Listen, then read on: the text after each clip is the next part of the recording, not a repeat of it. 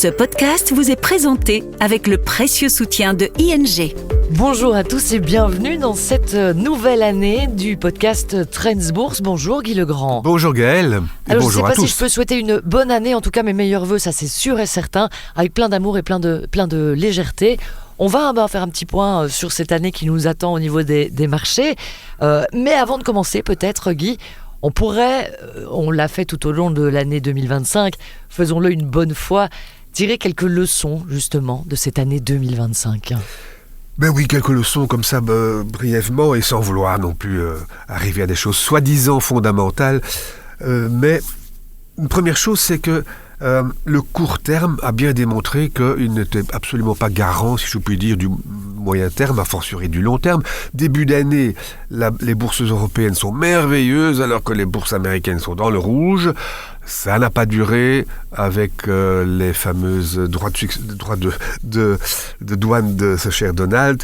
Tout s'est écroulé, là-bas comme ici d'ailleurs. Et puis les États-Unis s'en sont mieux sortis. Et puis c'était moins bien. Au total de l'année, on observe que le stock 600, donc les bourses européennes, plus 20%. Le S&P 500, les bourses américaines, plus 20%.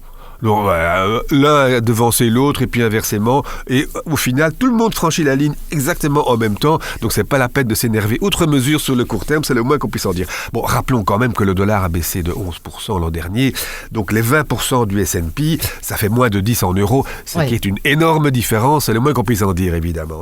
On peut dire qu'on ne doit pas se fier au court et au moyen terme, on ne doit pas non plus se fier aux étiquettes qu'on peut donner à certaines actions. Non, absolument pas. Le secteur n'est pas toujours bien défini d'ailleurs, il y a des sous-secteurs qui peuvent être relativement différents, mais un exemple frappant, c'est l'énergie. L'année passée, le champion danois de l'énergie renouvelable, Ørsted, a chuté de 62%, ça s'appelle un méga crash. Dans le même temps et dans le même secteur en principe, Siemens Energy a progressé de 140%. Bon, c'est pas comparable, le groupe est beaucoup plus diversifié, c'est différent. Enfin, donc l'étiquette secteur énergie, ça ne veut absolument rien dire entre les différentes entreprises. Et alors, une dernière chose, c'est encore une fois, on revient un petit peu au court terme et au moyen terme, grande inquiétude concernant l'intelligence artificielle en automne, on s'en souvient. Oh mon Dieu, c'est peut-être surévalué, un crash menace. Finalement, en fin d'année, ça s'est beaucoup mieux passé que prévu. Et sur l'ensemble de l'année, le Nasdaq progresse de 24%, exactement comme les 7 magnifiques d'ailleurs. Il faut peut-être ajouter une chose, on l'a déjà signalé, pas mal d'analystes ont apporté une nuance à cet avertissement. Les 7 magnifiques sont des grosses boîtes très solides finalement, c'est pas pour elles qu'on est inquiet, on est inquiet un peu pour les suiveurs, et puis pour les suiveurs des suiveurs, là il faut peut-être se méfier, parce que si elles sont aussi chères, elles sont beaucoup moins solides. Voilà, petite nuance. Voilà pour les leçons donc à tirer de 2025, on est là maintenant mi-janvier. J'ai le sentiment, Guy, malgré une actualité d'une instabilité sans nom, que 2026 commence pas trop mal sur les marchés. J'ai presque l'impression qu'ils sont insensibles finalement à tout ce qui se passe dehors. Oui, c'est vrai que le Venezuela, ça n'a ému personne. L'Iran, on ne sait pas très bien. Le Groenland, c'est un peu plus embêtant, évidemment. Pour l'instant, tout va bien, à part ça. À part les facéties de Donald Trump, qui ne sont pas piqués des verres quand même, à part ça, tout va bien.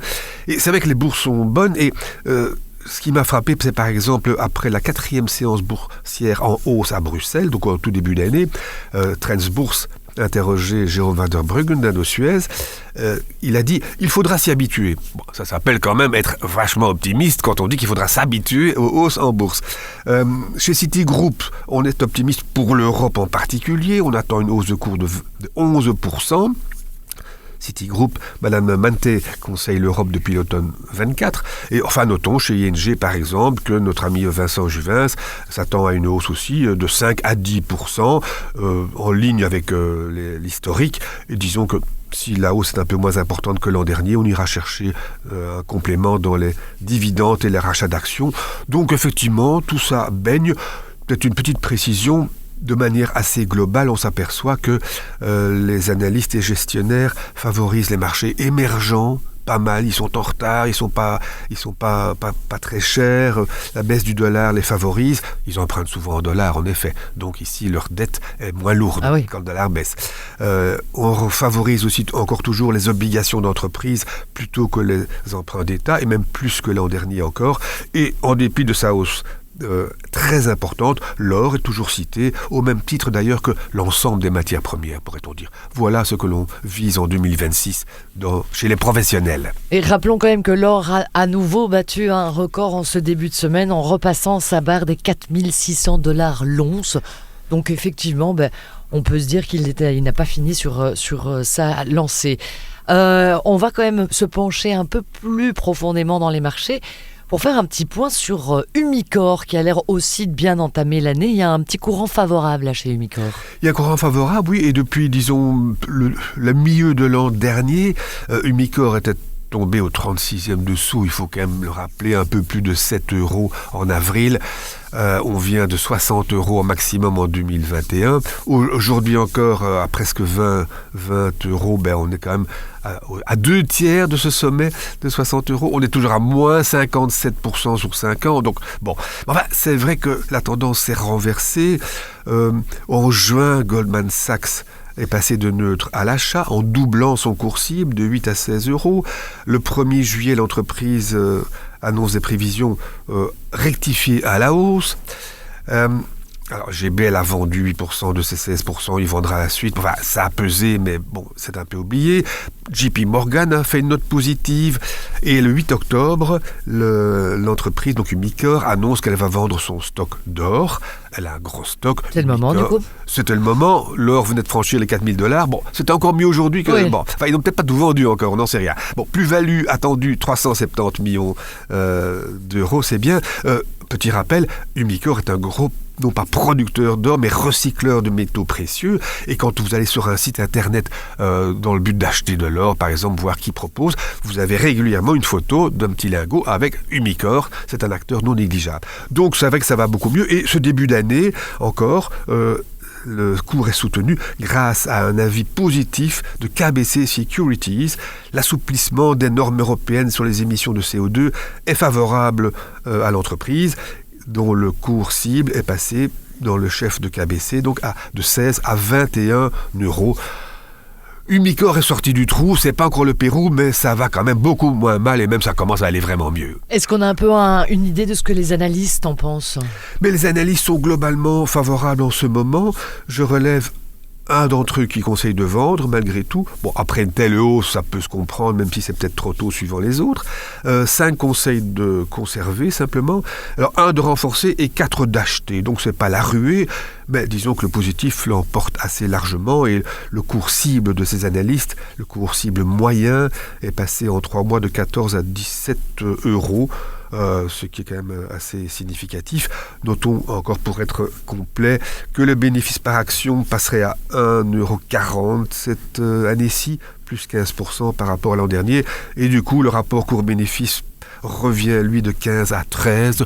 Autrement dit, Umicore n'est pas très cher, donc ce qui est en lien avec ce qui se passe en ce moment. Faut-il se ruer ? Ce n'est pas certain, mais il est peut-être un peu tôt pour vendre. Visiblement, ça va beaucoup mieux. Une petite opportunité à solder, on pourrait dire ça comme ça. Voilà. Alors, en discutant et en préparant ce podcast, on a un peu fait le point sur le début de l'année. Et il y a des entreprises qui sont déjà en train de préparer la belle saison. Elle n'est plus si loin, finalement. Il n'y a plus qu'un peu de patience. On va donc parler, je l'admets, d'une action dont je n'avais jamais entendu parler, d'autant comme TMICC, il a fallu vraiment me décrire l'anagramme, que je vais donc tenter de dire avec mon meilleur anglais, de Magnum Ice Cream Company. Mais oui, et l'article est même repris donc dans le nom de l'entreprise, c'est assez comique. Alors, quand on voit TMIC, pour le dire comme ça, on pourrait dire, tiens, ça fait penser à une entreprise de Taïwan. Non, ce ne sont pas des semi-conducteurs, il s'agit bien de crème glacée. Et je précise que ceci n'est pas non plus une séquence publicitaire dans ce podcast, mais il s'agit bien d'une action cotée en bourse depuis le 8 décembre. Donc vous êtes tout excusés de ne pas en avoir encore entendu parler. C'est pas non plus un géant mondial, même si c'est un géant de la crème glacée. Cette ancienne division d'Unilever qui comprend aussi la marque Tom et Jerry, soit dit en passant, pèse crème quand même... glacée, hein, Tom et Jerry, précisons, pas le dessin animé. Ah oui, exactement, crème glacée, exactement. Dessin animé, c'est quelqu'un d'autre, On a perdu tous les effectivement, auditeurs. Non, Tom et Jerry, qu'est-ce qu'ils viennent faire là-dedans? Non, on est dans le sujet. C'est une entreprise qui pèse 8 milliards d'euros à son cours actuel. Et le géant mondial, 21% estime-t-il du marché des crèmes glacées industrielles. En tout cas, on ne parle pas bien sûr des marchands du coin de la rue. Alors, c'est pas très étonnant que TMIC, ou The Magnum Ice Cream Company, entre en bourse. Donc, Unilever l'a placée en bourse en estimant qu'elle serait mieux valorisée. C'est pas la première fois et ce ne sera pas la dernière qu'un grand groupe place une de ses divisions en bourse comme entreprise donc tout à fait différente. Unilever va regarder 20% du capital. On espère une meilleure valorisation. C'est vrai qu'un grand groupe comme ça a une des cotes de holding, pour l'appeler ainsi. C'est pas un holding, mais ça équivaut un peu à un holding. Et finalement, si on faisait la somme des divisions, avec leur valeur intrinsèque, on arriverait à un cours supérieur au cours de bourse. C'est tout à fait classique, donc pas étonnant. Mais voilà, en ce début d'année, on est encore un petit peu dans la ligne des fêtes de fin d'année. Oui, et on se dit c'est l'occasion de mettre en lumière une entreprise quand même dans les bonnes choses à manger, disons. Et quel a été l'accueil justement de cette action ? Un accueil très réservé, hein, pas négatif. Le prix d'émission était de 12,20 €. Le premier jour, on a approché les 13 €. Premier jour, donc 8 décembre. Et aujourd'hui, on est toujours à 13 €. Hein, donc pas d'emballement, rien à voir avec certaines entreprises technologiques. C'est vrai que, voilà... Il y a du pour et du contre pour TMIC, pour acheter une action pareille. On est en pleine offensive contre le sucre ces dernières années. Alors, c'est pas vraiment un secteur porteur à cet égard-là. Ils peuvent trouver des solutions, justement, de l'innovation de la glace sans sucre. Mais pourquoi pas, effectivement, même si c'est pas gagné d'avance. Et puis on a dit que les succès d'année du sucre, c'était pas bon non plus, voire pire encore. Notons aussi qu'il y a une petite divergence stratégique avec la division Ben & Jerry, donc les crèmes glacées. Les ventes patinent sérieusement ces dernières années, mais apparemment ça a repris depuis 2024 et l'année passée aussi. Par contre, la croissance sera faible dans l'absolu. Ce n'est pas un marché en pleine croissance, évidemment. Il augmente progressivement au fur et à mesure que les gens ont un peu plus d'argent dans les pays sous-développés pour acheter aussi des crèmes glacées. Oui, on peut se dire que les gens mangeront toujours des glaces, mais qu'il n'y aura pas de plus en plus de gens qui mangeront des glaces, en fait. Non, et on ne voit pas les gens manger 6 kilos par jour comme Elvis Presley, quoi. Donc, on n'ira pas jusque-là, sans doute. Donc, voilà, faible croissance. Par contre, c'est un marché résilient. C'est pas cyclique. Comme vous dites, les gens mangent toujours des crèmes glacées, moins en hiver, mais ils en mangent toujours. La bûche de Noël, quand même, pour certains. Et voilà, mis à part la bûche glacée, éventuellement. La marge EBITDA, 17%, est quand même fort correcte. On attend un dividende qui donnerait un rendement pas négligeable. Le numéro 1 mondial a forcément une place et une force de frappe commerciale considérable. Par ailleurs, l'action n'est pas trop chère. Elle a un rapport cours-bénéfice de 13, comme Umicore, même s'il n'y a aucun rapport. Unilever, dans son ensemble, c'est 20. Donc voilà, pas cher, stabilité. Pour le fun, si je puis ainsi m'exprimer, on pourrait mettre ça dans un portefeuille sans en attendre de miracle pour autant, mais une action dont on attend une stabilité, c'est toujours bien d'avoir ça dans son portefeuille pour compenser les valeurs très chahutées. C'est des valeurs qui sont rassurantes puisqu'on ne doit pas les surveiller tous les jours. Absolument. Alors, qu'est-ce qu'on pourrait retenir déjà de cette première quinzaine de 2026, finalement, de cette actualité des marchés et de ce qu'on a pu tirer de 2025 ? Quelle est la leçon que nos auditeurs doivent impérativement retenir cette semaine? Mais je dirais que je reviendrai à la leçon de 25, à savoir que le court terme ne préjuge en rien du moyen terme, et a fortiori du long terme. Les hauts et les bas entre l'Europe et les États-Unis, on arrive à la même conclusion. Et on pourrait appliquer ça début 2026. Le Venezuela, ça n'a pas ému les marchés. Les menaces sur le Groenland, pas vraiment non plus. L'Iran, on verra bien, on ne sait pas.